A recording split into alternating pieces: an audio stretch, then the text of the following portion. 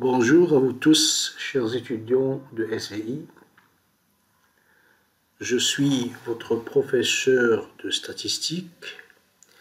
Mon nom c'est Jarrah Oulidi Abdelrahman, attaché au département de mathématiques et de la faculté des sciences d'Al-Mehrez. Le cours que je vais vous donner, c'est un cours qui est indispensable pour les étudiants de biologie et en même temps pour les étudiants de biologie. C'est un cours qui englobe plusieurs parties.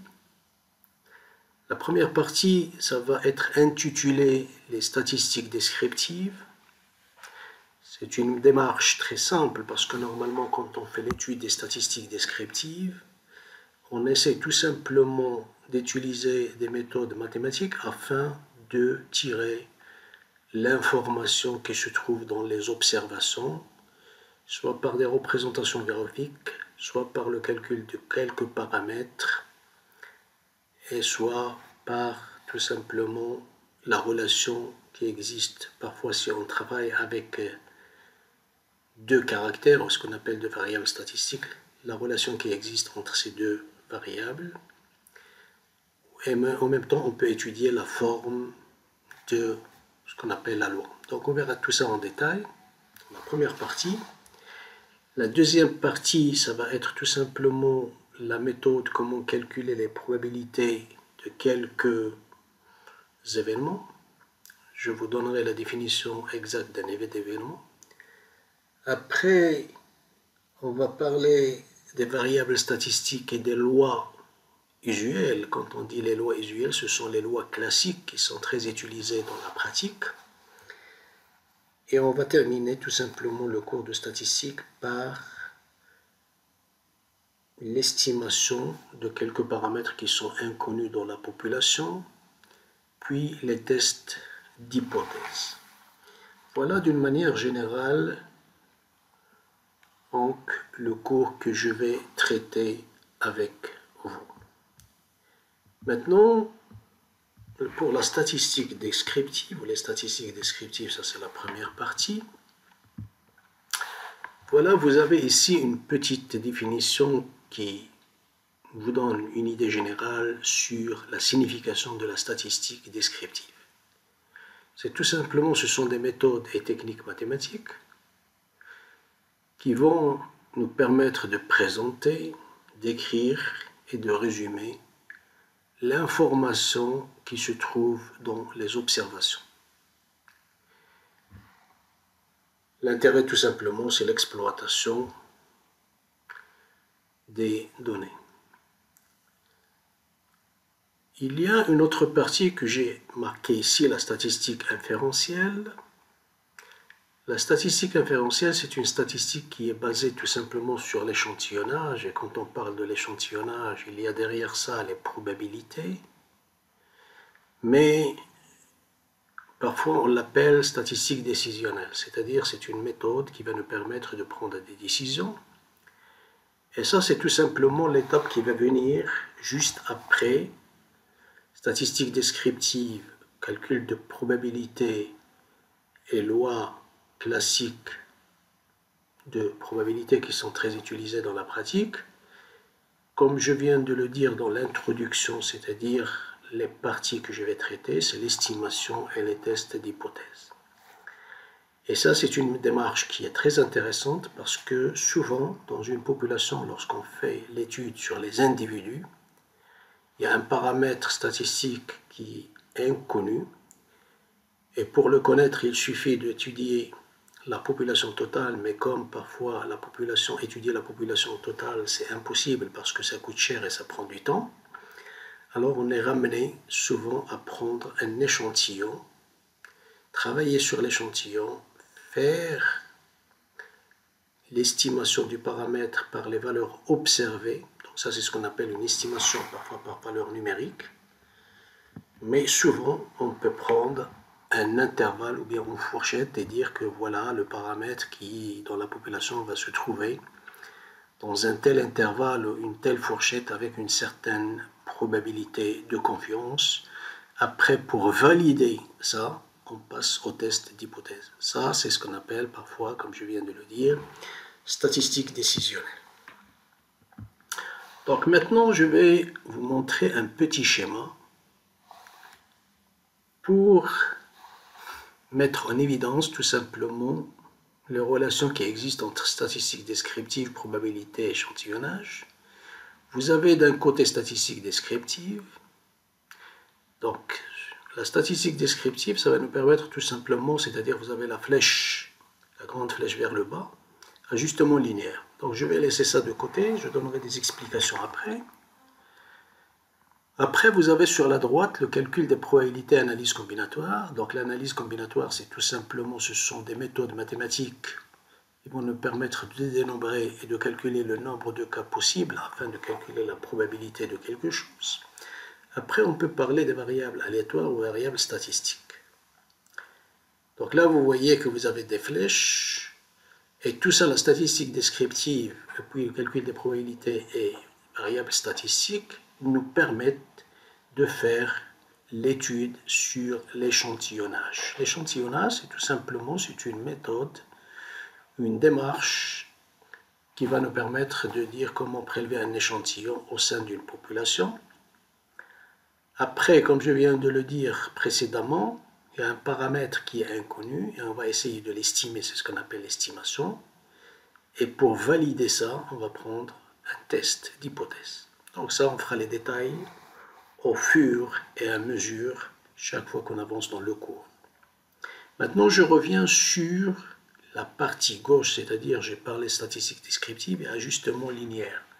L'ajustement linéaire, c'est-à-dire parfois, dans une population statistique, on va observer sur chaque individu une caractéristique. Si on observe une seule caractéristique, ça va nous donner une seule valeur. Mais parfois, au lieu d'étudier une seule caractéristique, on peut étudier deux caractéristiques sur l'individu statistique. Par exemple, le poids et la taille. Et une fois qu'on a un échantillon, c'est-à-dire on a une observation et chaque observation est un couple, on va essayer de voir s'il existe une relation entre les deux caractéristiques ou bien ce qu'on appelle variables statistiques. On va simplifier les choses parce que normalement on peut avoir une relation qui n'est pas linéaire, une relation ce qu'on appelle fonctionnelle, y égale f de x. Mais avec vous, on va étudier tout simplement le cas le plus simple, une relation linéaire, c'est-à-dire y égale ax plus b. C'est-à-dire, c'est tout simplement, c'est l'équation d'une droite affine. Ou bien, donc parce que vous avez ax plus b, si le b est égal à 0, ça va nous donner tout simplement une droite, ce qu'on appelle linéaire, parce qu'on sait très bien qu'une droite linéaire passe par l'origine qui est 0. Voilà un petit schéma. Maintenant, le plan de ce que je vais étudier avec vous dans le cas de la statistique descriptive. Je vais vous donner le vocabulaire statistique. Après, quelques tableaux et graphiques. Donc on verra en détail comment on peut faire un tableau et comment faire des graphiques. Après, on peut donner la démarche ou bien les formules qui vont nous permettre de calculer quelques paramètres statistiques. Et le dernier point, c'est l'étude de deux variables, tout simplement ce qu'on appellera par la suite, c'est-à-dire la régression. Maintenant, ce qui concerne le vocabulaire statistique, on peut commencer par une population statistique. On peut dire une population statistique, c'est l'ensemble sur lequel on effectue des observations. C'est-à-dire c'est un ensemble qui contient des individus, et ce sont des individus statistiques, ça peut être des personnes, ça peut être des animaux, ça peut être des objets. Donc tout ce qu'on veut, sur lequel on va s'intéresser. Un individu, ou bien parfois on appelle unité statistique, les individus, ce sont tout simplement les éléments de la population statistique étudiée. Donc les individus sont les éléments de la population statistique étudiée. Le caractère statistique, ou parfois on l'appelle variable statistique, C'est ce qu'on essaye d'observer ou de mesurer sur les individus de la population statistique. Un échantillon, c'est tout simplement une partie ou bien un sous-ensemble de la population statistique. Maintenant, on peut distinguer plusieurs variables. On va commencer par les variables quantitatives. Qu'est-ce que c'est qu'une variable quantitative? Donc c'est une variable qui veut dire mesurable. Il y a des quantités. Donc une variable statistique et quantitative, c'est ces valeurs sont des nombres exprimant une quantité sur lesquelles les opérations arithmétiques ont un sens. Donc tout simplement, ce sont des valeurs qui se trouvent dans R. Les variables quantitatives peuvent se distinguer. Il y a deux types, ou bien on peut dire qu'il y a deux types de variables quantitatives. Et les variables quantitatives discrètes et les variables quantitatives continues. Donc les variables quantitatives discrètes, ce sont des variables qui ne prennent que des valeurs isolées, c'est-à-dire on n'a pas une continuité dans la valeur ou dans l'observation, il y a seulement des valeurs et pour récupérer l'autre valeur, il faut sauter. Donc c'est comme 0, 1, 2, 3, 4, etc. Une variable quantitative continue, c'est la valeur, peuvent n'importe lesquelles dans l'intervalle, c'est-à-dire quand on observe des valeurs et que ces valeurs se trouvent dans un intervalle. Par exemple, si je prends l'âge, on peut dire que l'âge est une variable quantitative continue. Pour les variables quantitatives discrètes, c'est-à-dire si je prends le nombre d'enfants par famille, ça c'est une variable discrète parce qu'on a soit 0 enfant, soit 1 enfant, soit 2 enfants, soit 3 enfants, etc. Voilà, donc il faut faire très attention entre variables quantitatives discrètes et variables quantitatives continues. Maintenant, il y a aussi les variables qualitatives. Pour les variables qualitatives, donc on n'a pas de valeur numérique, mais on a des valeurs qui ne sont pas numériques, comme par exemple, vous passez un examen et pour lequel, au lieu de vous donner la note, on vous donne une mention, comme la mention passable, assez bien, bien, très bien, excellent. C'est-à-dire ça, c'est une variable qualitative.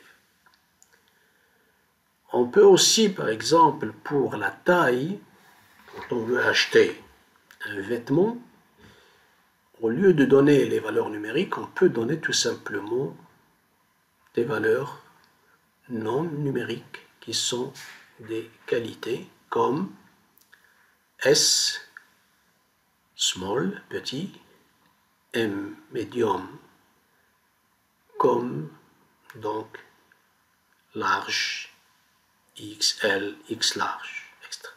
Voilà, donc ça ce sont des variables qualitatives. Pour les variables qualitatives, là aussi on peut distinguer deux sortes. Il y a les variables qualitatives nominales et les variables qualitatives ordinales. Pour les variables qualitatives nominales, on donne tout simplement le nom. On ne peut pas les classer. Par contre, pour les variables qualitatives ordinales, on peut les ordonner. Même si on n'a pas de valeur numérique, on peut les ordonner. Les modalités, ce qu'on appelle modalités. Par exemple, tout à l'heure, j'ai parlé de la mention. Mention assez bien, passable, assez bien, bien, etc. C'est-à-dire il y a un ordre, on peut les classer.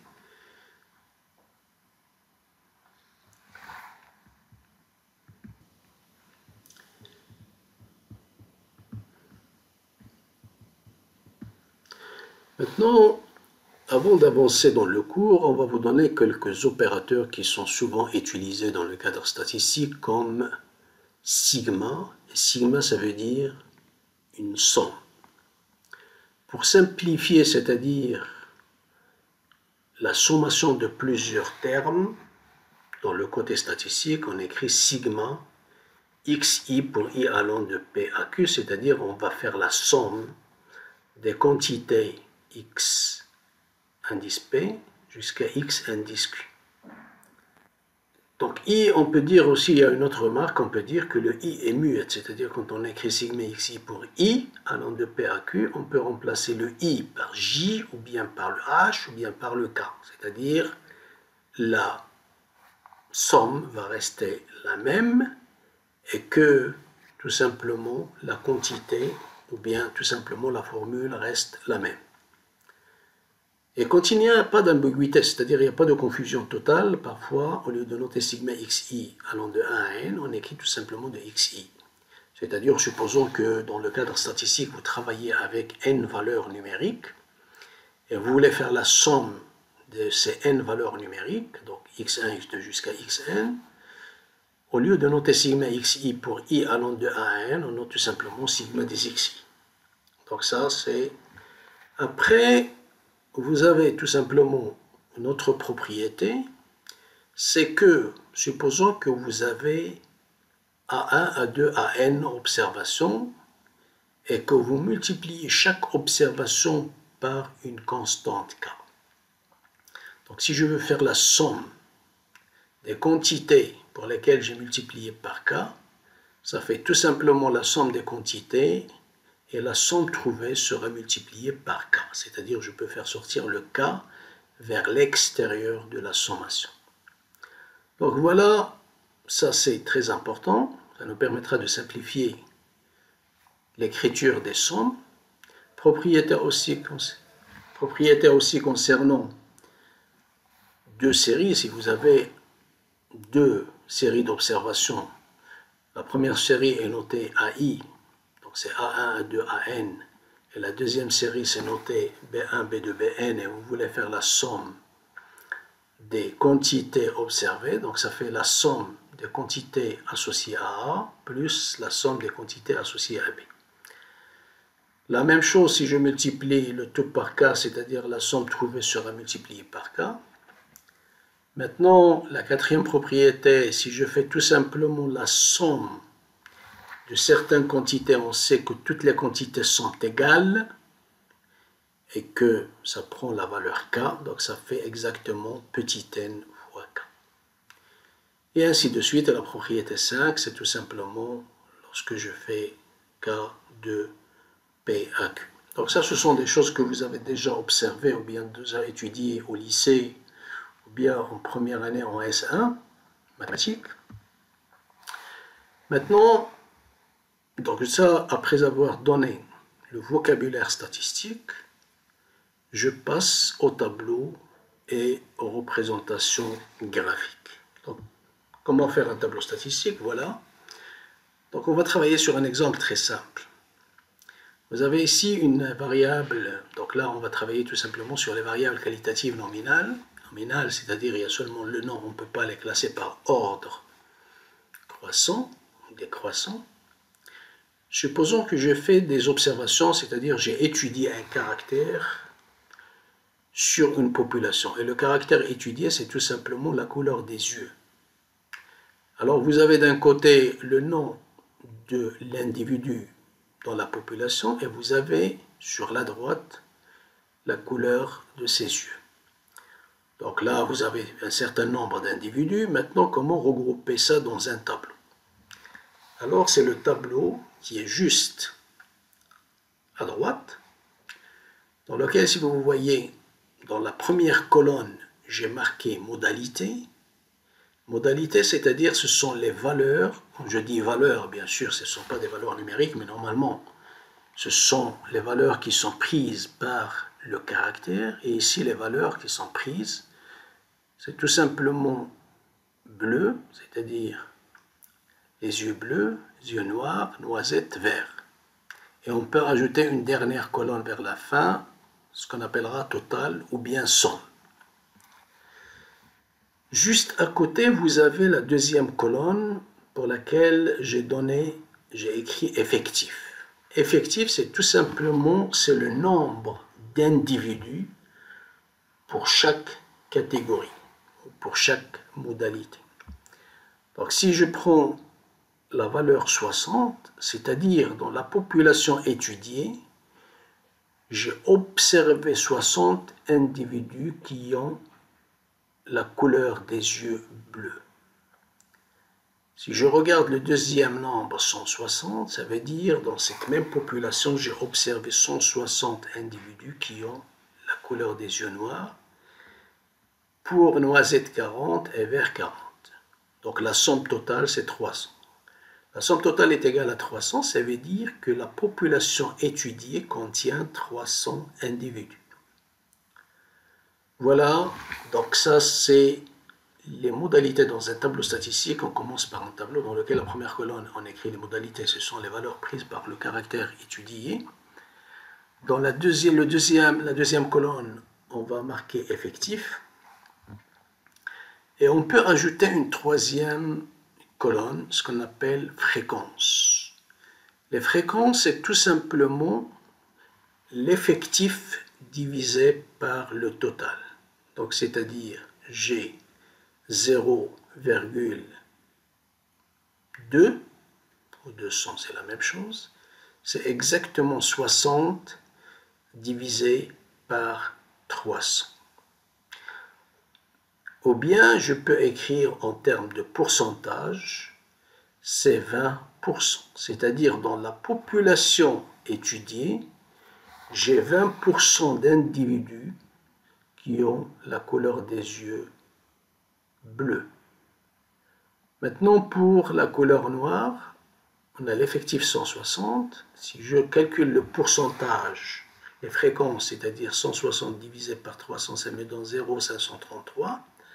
Si je transforme ça en pourcentage, c'est-à-dire il suffit de multiplier par 100, qui nous donne 53,3, et de lire en termes de pourcentage, c'est 53,3%.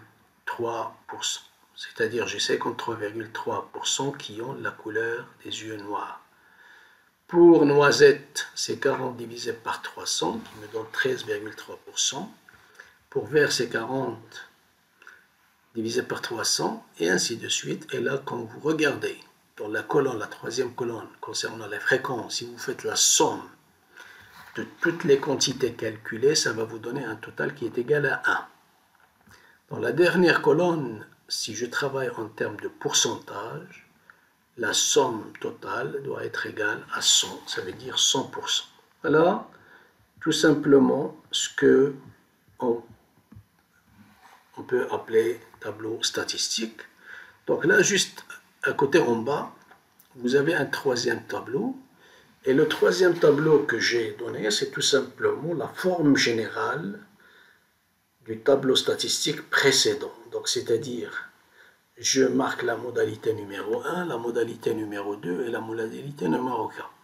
Après, vous avez les effectifs, l'effectif N1, c'est-à-dire le nombre d'individus qui possèdent la première modalité, et ainsi de suite. Et F1, c'est N1 divisé par N, qui est le nombre total, et ainsi de suite. Et donc voilà, donc ça c'est un tableau général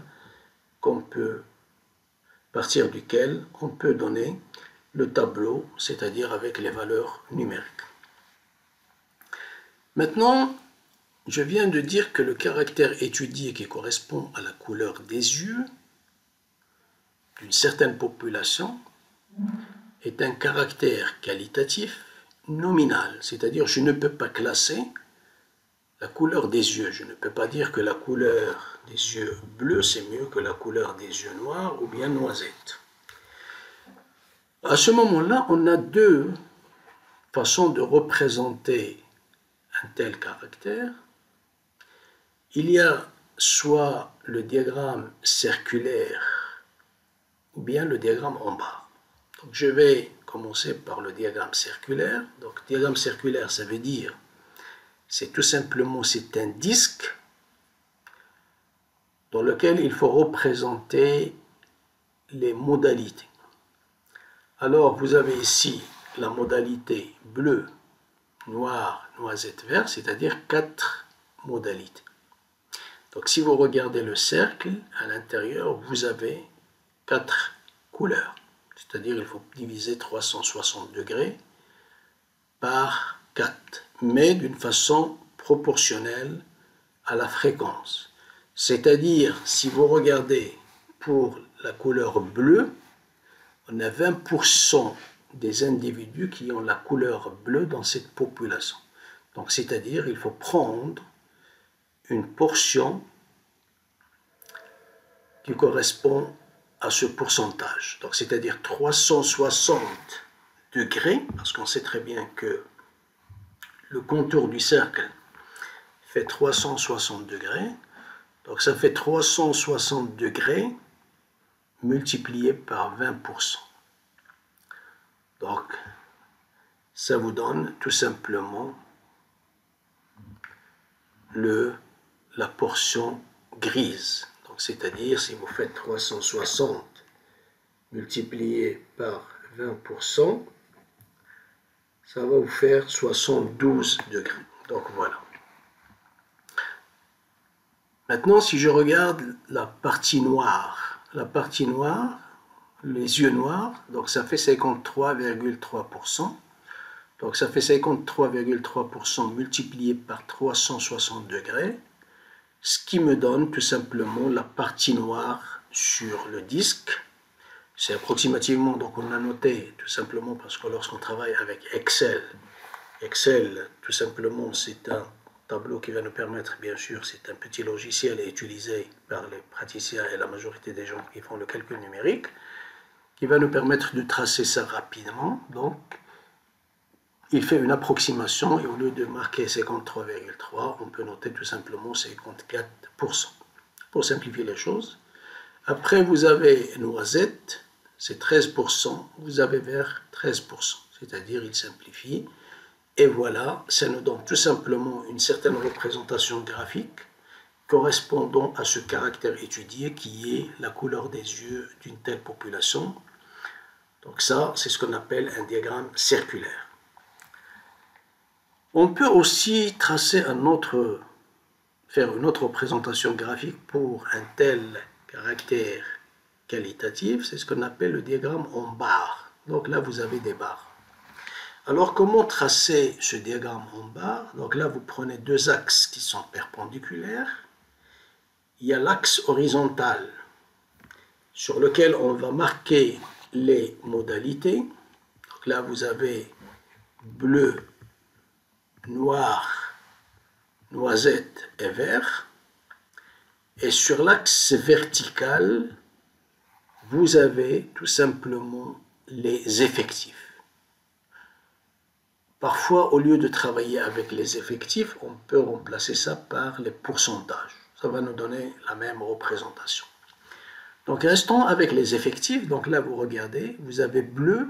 Si vous regardez dans le tableau, vous avez 60 individus qui ont la couleur bleue des yeux. Si vous prenez le noir, vous avez 160 qui ont la couleur noire des yeux, 40 et vert. Donc voilà ce qu'on appelle le diagramme en bas. Seulement, ici, on peut faire quelques remarques. Donc, c'est-à-dire, puisque c'est un diagramme, c'est un caractère qualitatif nominal, c'est-à-dire il n'y a pas d'ordre, on peut changer l'ordre des modalités, c'est-à-dire je peux commencer par noir, bleu, vert, noisette, voilà, changer l'ordre, on obtient toujours le même graphe. Deuxièmement, il y a l'espace entre bleu, noir, noisette et vert. C'est-à-dire quand on essaye de faire une telle représentation graphique, il faut toujours respecter, conserver la même distance. C'est tout simplement sur le plan esthétique et pour ne pas croire que parce que si je change les distances, on a l'impression que, c'est-à-dire, il y a une modalité qui va être proche d'une certaine modalité. Alors que normalement, il n'y a pas de distance, donc on ne peut pas parler d'approximation.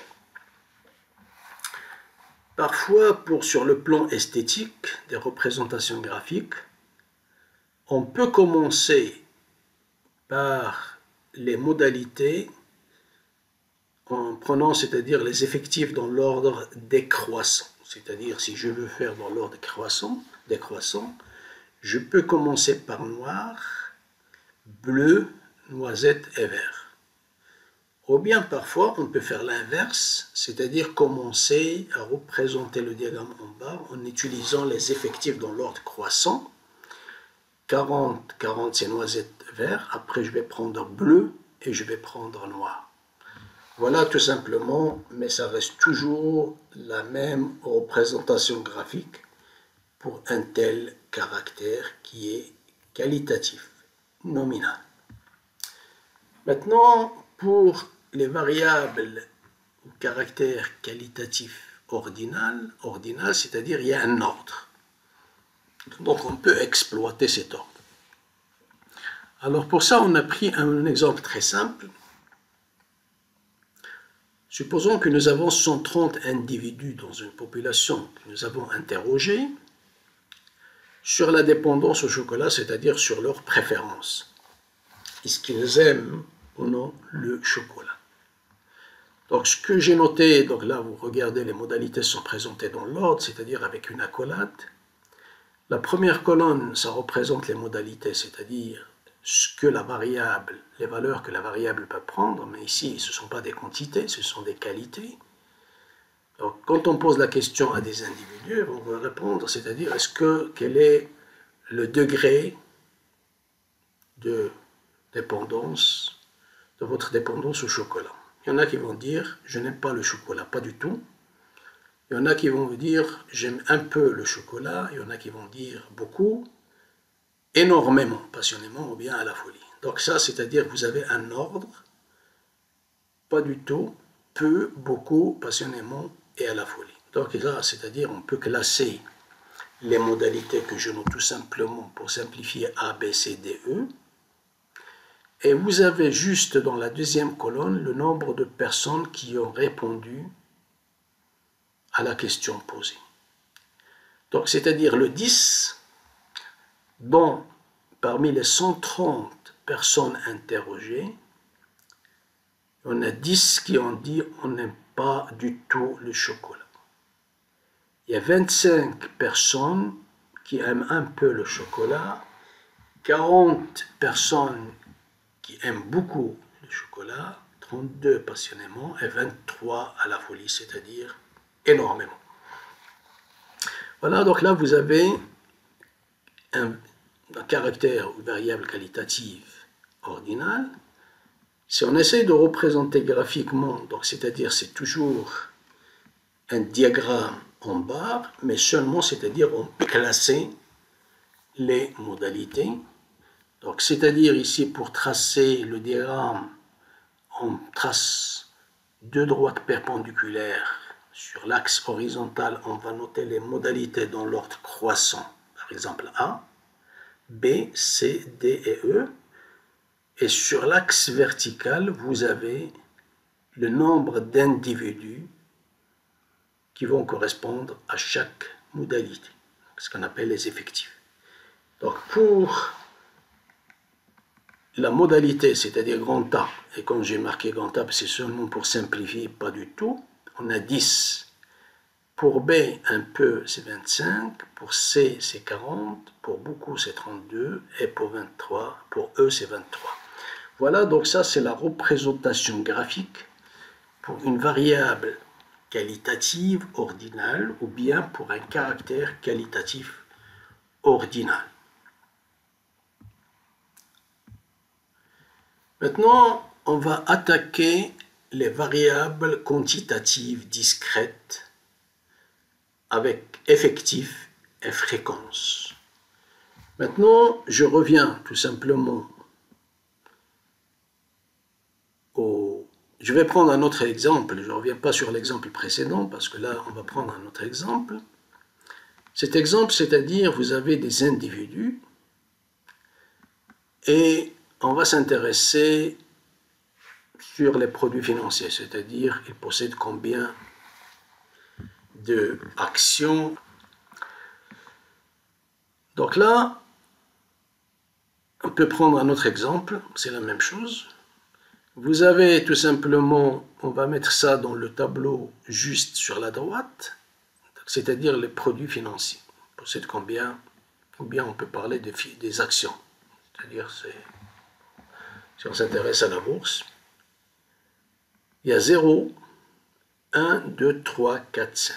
Donc là, vous voyez que vous avez des valeurs numériques. Donc le fait de dire numérique, c'est-à-dire c'est quantitatif. Mais vous avez des valeurs qui sont isolées. C'est-à-dire, pour passer de 0 à 1, il faut sauter. Donc je ne peux pas aller d'une façon continue. Donc c'est-à-dire, vous avez des valeurs numériques isolées. Donc là, on est en face d'un caractère quantitatif discret. Alors, pour la valeur 0, vous avez 103, c'est-à-dire parmi les individus étudiés, on a trouvé 103 qui ont 0, 115 qui possèdent un seul produit, 95 qui possèdent 2 produits, et ainsi de suite, et 2 personnes qui possèdent 5 produits. Donc là aussi, je donne un tableau général, et quand on a un tableau général, donc là, si on a des valeurs numériques, il suffit de remplacer tout simplement les caractères, c'est-à-dire x1, x2, xk par des valeurs numériques, n1, n2, nk par des valeurs numériques, et ainsi de suite. Et vous avez les fréquences. Donc pour les fréquences, c'est tout simplement le nombre d'individus observés pour une certaine valeur divisé par le nombre total. Et on peut transformer ça sous forme de pourcentage en multipliant par 100 et en écrire en pourcentage.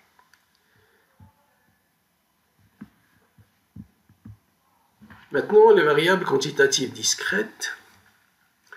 Voilà, je vais calculer maintenant les fréquences. Donc, je continue avec le même exemple. Donc, 103 divisé par le nombre total qui est là, c'est-à-dire que vous avez ici, donc il suffit de comptabiliser le nombre, et vous avez 103 divisé par... Donc maintenant, je reviens sur le nombre total. Donc regardez dans la diapositive précédente, si vous comptabilisez le nombre de clients, vous avez 103 plus 115 plus 95 plus 35 plus 10 plus 2, ça fait 360. Alors, pour calculer tout simplement la fréquence, vous avez 103 divisé par 360 qui nous donne 0,286. 115 divisé par 360, ça vous donne 0,319 et ainsi de suite. Donc ça, ce sont les fréquences. Si je veux les pourcentages, je prends les valeurs qui se trouvent dans la colonne des fréquences et je vais multiplier par 100 et écrire en termes de pourcentage. Donc c'est-à-dire, on va avoir 28,6%, 31,9%, 26,4%, 9,7%, 2,8% et 0,6%. Voilà les pourcentages. Maintenant, si je veux représenter ça graphiquement, c'est-à-dire quand on travaille avec un caractère quantitatif discret, donc là vous avez des valeurs isolées, sur l'axe des abscisses, qui est l'axe horizontal, il suffit d'écrire les valeurs que vous avez, 0, 1, 2, etc., 3, 4, 5, etc. Après, il suffit de prendre sur l'axe vertical, donc faire une telle graduation. Donc là, j'ai les graduations de 0, 20, 40, 60, 80, etc. Pour la valeur 0, j'ai un effectif de 103, donc je pointe la valeur 103, après je trace un bâton, un segment vertical. Pour la valeur 1, j'ai 115, donc je pointe la valeur 115 et je trace un segment vertical, et ainsi de suite. Donc là, vous avez des bâtons. Donc ça, c'est ce qu'on appelle le diagramme en bâton, parce que, ou bien en bâtonnet. Donc chaque fois qu'on a un caractère quantitatif discret, donc on peut faire une représentation graphique ou un diagramme en bâton. Maintenant, pour les variables quantitatives discrètes, il y a aussi, donc là, on peut parler des fréquences cumulées. Il y a les effectifs cumulés et puis on peut donner les fréquences cumulées. Donc c'est-à-dire on fait un cumul sur le nombre pour les valeurs observées pour chaque modalité. Donc là, vous avez un tableau dans lequel vous avez le nombre de produits 0, 1, 2 jusqu'à 5. Vous avez le nombre de clients, il y a 100, 315, etc., 360. Donc ça, c'est le total. Maintenant, si je veux calculer ce qu'on appelle les effectifs cumulés croissants, c'est-à-dire je vais cumuler les valeurs numériques, mais en augmentant. Donc, si vous regardez, je translate tout simplement la valeur 103 vers la droite. Donc je pose 103 en face de 103. Maintenant, dans la deuxième ligne qui contient la valeur 1, vous avez un effectif de 115. Mais normalement, si je veux l'effectif cumulé croissant, ça fait l'effectif cumulé précédent plus l'effectif de 1 qui est 115. Donc ça me donne 103 plus 115, ça me fait 218. Si je prends la modalité 2, je fais de même. Donc 218 plus 95, etc. Donc pour la dernière modalité qui est 5, je trouve exactement 360 qui est le nombre total des individus sur lesquels on a fait l'étude ou bien l'observation. Donc ça, la troisième colonne, c'est ce qu'on appelle l'effectif cumulé croissant. Maintenant, je vais vous donner l'interprétation de tout ça. Alors, si vous regardez juste sur la gauche, vous avez effectif cumulé croissant. C'est le nombre d'individus pour lesquels la variable est inférieure ou égale à xi, c'est-à-dire résultat de l'addition de poche en poche. Les effectifs d'une distribution, c'est-à-dire on peut dire que on a, donc si je prends par exemple dans la troisième colonne la valeur 313, je peux dire que j'ai 313 individus ou clients qui ont donc des produits financiers qui sont inférieurs ou égaux à 2, c'est-à-dire moins de 2. Ça peut être 0, ça peut être 1, ça peut être 2. Si je prends par exemple 358, donc je peux dire que j'ai 358 clients qui ont des produits financiers qui sont inférieurs ou égaux à 4, c'est-à-dire moins de 4. Voilà la signification des effectifs cumulés croissants. On peut faire de même pour les effectifs cumulés décroissants, c'est-à-dire au lieu d'augmenter, on va diminuer. Donc regardez, pour déjà la valeur 0, on prend la valeur maximale, c'est-à-dire le total qui est 360, et maintenant il faut descendre. Et pour descendre, c'est-à-dire au lieu de faire la somme, on va faire une soustraction. Donc ça fait 360 moins 103, qui me donne 257, moins, donc, c'est-à-dire 115, qui me donnait 142, et ainsi de suite. Et vers la fin, on va trouver 2. Ou bien on peut faire une autre opération beaucoup plus simple. C'est-à-dire, au lieu de commencer par le haut, on peut commencer par le bas, c'est-à-dire je peux commencer par la valeur 2. Et augmenter, c'est-à-dire 2 plus 10, ça fait 12. 12 plus 35, ça fait 47. 7 plus 95, 142. Plus 115, plus 103, et j'arrive à 360. Voilà, c'est ce qu'on appelle les effectifs cumulés décroissants. Donc là aussi, c'est la signification de ça, c'est-à-dire au lieu de regarder inférieur ou égal, on a supérieur ou égal. Donc si je prends la valeur 12, par exemple, dans le tableau, la dernière colonne, je peux dire que j'ai 12 clients qui ont plus de 4 actions, produits, c'est-à-dire qui ont 4 ou 5 produits. Voilà. Voilà la signification tout simplement de fréquence cumulée, effectif cumulé, croissant et décroissant.